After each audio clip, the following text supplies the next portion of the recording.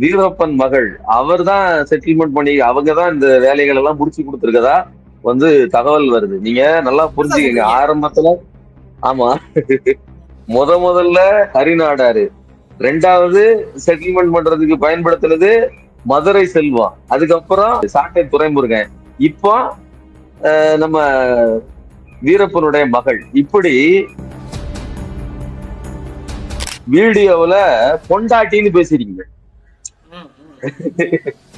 நீங்க சீமான் வாழ்ந்த காலகட்டத்தில் இருந்த வீடியோ இருக்குது. இன்னைக்கு நீங்க என்ன சொல்றீங்க? பாலியல் தொழிலாளின்னு சொல்றீங்க.